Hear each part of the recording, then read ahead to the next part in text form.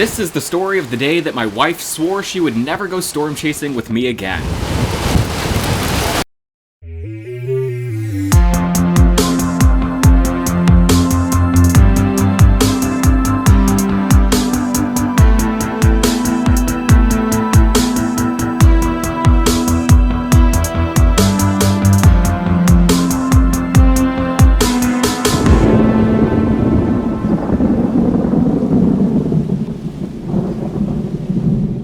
The story of the Rossville experience starts off pretty low-key. I wasn't even expecting to be observing severe storms locally until the morning of. The morning before, only part of the target area was even outlooked in a marginal risk on the Day 2 outlook from the Storm Prediction Center. In fact, even at 7 a.m. on the 26th, there was only a marginal risk for severe storms and no tornado probabilities outlined on the Day 1 outlook. The 11:30 a.m. update quickly introduced a slight risk and 5% tornado probability region in the eastern Corn Belt. The culprit? A mesoscale convective vortex, or MCV, essentially a compact area of low pressure left over from storms the night before.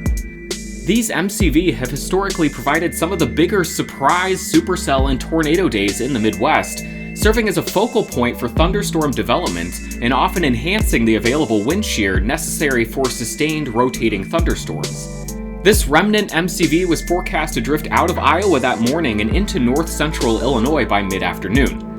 The environment ahead of the MCV was destabilizing rapidly, and it appeared the table was being set for at least a cluster or Boeing line of severe storms that afternoon, but there would also be a window for supercells and a tornado or two early on.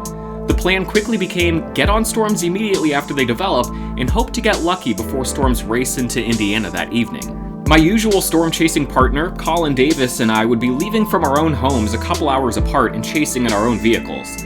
So I decided to offer to bring along my brother Will, who often comes chasing with me a handful of times a year, and my wife, Sophie, who had never really been along with me on a potential tornado day.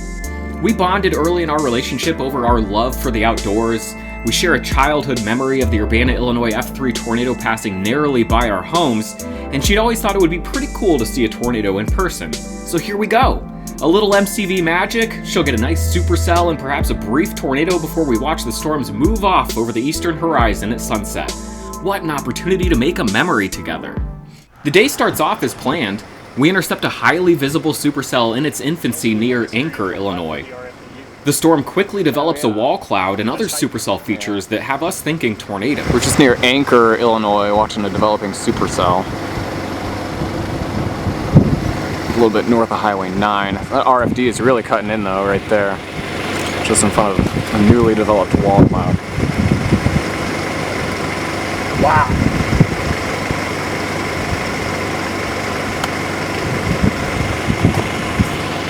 You have the guts to cross the road with it?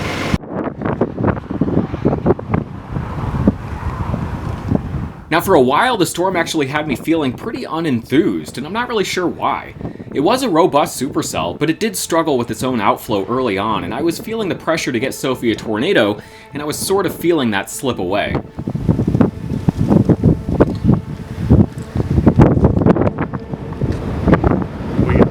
Yeah, let's just keep going down this road.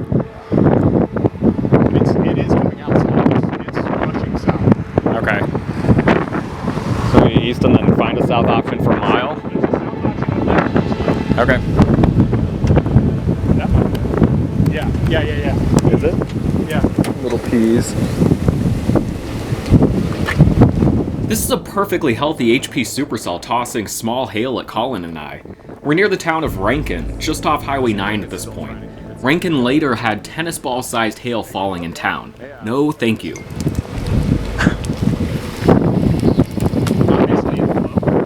Yeah. We're like right up in the notch and it's still pulling an inflow.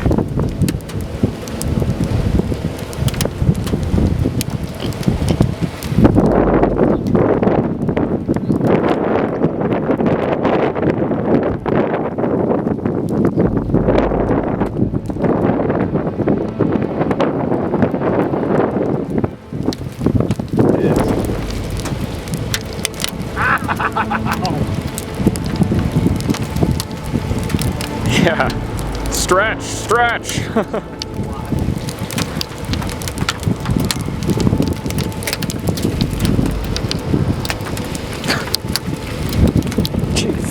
that hit? Right behind you.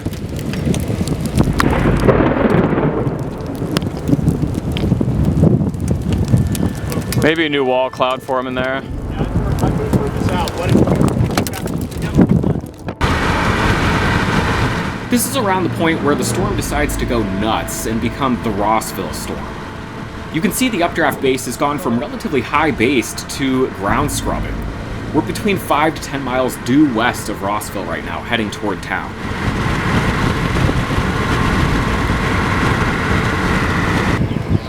This is one of the last times that we stopped to get out and look at the storm. We're on the west side of Rossville now as the storm prepares to swallow the town. You can see rotation in the cloud base now as this thing becomes a full-on HP monster. And we're beginning to feel a bit dwarfed by this thing.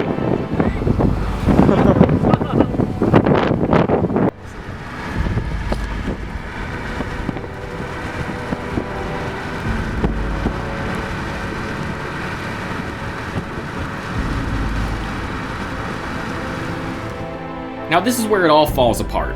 The storm wraps up and finally produces a tornado. There's actually a video of that on YouTube. I don't see it, but Colin does in his vehicle behind me before we drive into a grove of trees cutting off visibility. We're barely outpacing this storm with little margin for error when error strikes. The little road that we're taking toward the town of Alvin is suddenly closed at a railroad and creek crossing. There's a tornado in progress, and we have no choice but to turn back around and drive straight into the core of the storm. I feel not great about this, but I'm also not quite panicked. The core is going to be scary, but the tornadic circulation should be off to our south, moving southeast away from us. My plan is to blast west down our country road and ideally hit Highway 1 to bail south, but we never make it before I lose visibility and decide to pull off the road at a farmstead. That was when shingles began ripping off the buildings and decidedly not nature-made objects began whizzing through the air past our vehicles. Just the wind, though. Not from anything other than wind, no.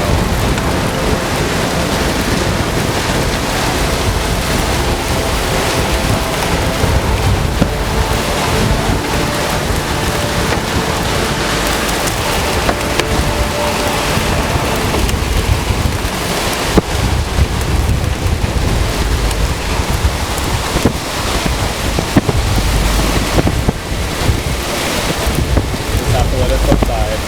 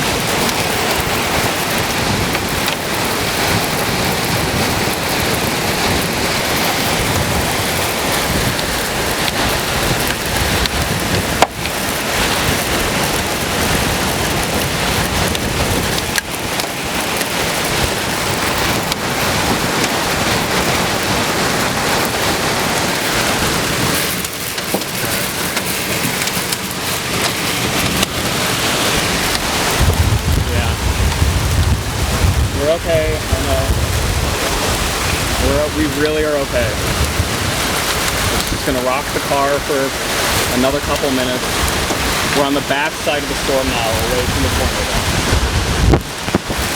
Now, if you ask my wife, and she would be right, I should have been reassuring her that we would be fine after the atmosphere tried unsuccessfully to blow us into the forest for another 5 minutes.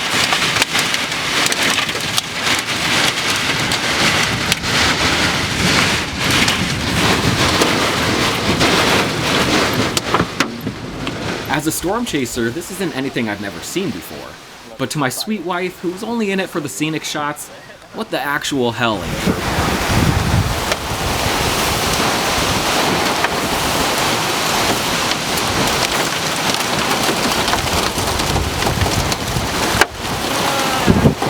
All right. Yo. Okay, I was just waiting until I could see.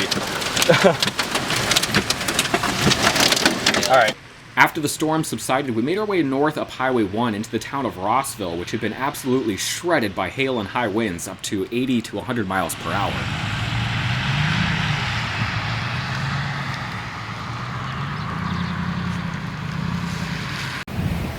In Rossville, Illinois right now, major supercell just went through with very, very strong damaging winds, some small hail. I'm sitting here next to a lamppost that was just blown over. Got a lamppost here that blew down from about 100 feet up the road, and then just all kinds of tree damage. See back here. And then these folks over here, look at the size of this tree that was just snapped off. I'm trying to get a little bit closer. There's still hail on the ground as well that hasn't melted. I've run across, we've got some flooding here. Bear with me.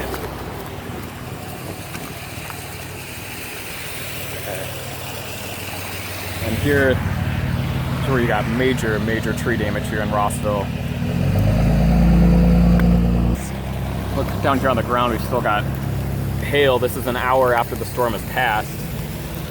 Just incredible tree damage.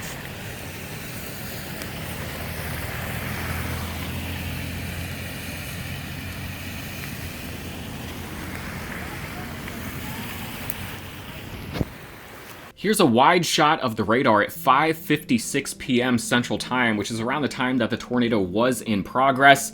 I've got the dashed white circle to show the region where the tornado was reported. We can look a little bit closer here. This is from 6:01 p.m. This is the time that the shingles were being shredded and sucked in from north to south to the circulation, which we can see as we flip it over and look at the velocity picture. This is early on as the tornado began to touch down. This is the time frame when we were getting the strong northerlies, 80 to 100 miles per hour at our location, which our location was probably right here. I mean, we're talking being in the bright green pixels of that couplet. Of course, here is Rossville being just shredded. Let's look at a top-down schematic of a supercell thunderstorm. Now, we spent most of the day hanging out here in the inflow region, where I love to be camped out ahead of a supercell thunderstorm that's moving, out of the west in some fashion or another. This one was moving kind of west-northwest to the east-southeast. So being out ahead of that supercell with the warm inflow winds at our back and the action area of that storm plainly in front of us is where I like to be. Now, where you get into trouble is when you're out ahead of that storm, the storm is trailing you, and your roadway becomes closed, so your only choice is to drive back into the storm. Now, again, luckily we were going north of the tornadic circulation, so that being off to our south, moving to the east-southeast should put us in a relatively uncomfortable but okay place just off to the north. But with those extremely strong winds coming out of the north, blowing into the tornadic circulation, it became very likely that we were probably uncomfortably close to that circulation. And in doing a bit of that CSI using Google Earth, we can see that we actually were about 3/4 of a mile, if not a little bit closer to that circulation as it moved across the field just to our south. Let's take a look at Google Earth and kind of dive into what happened.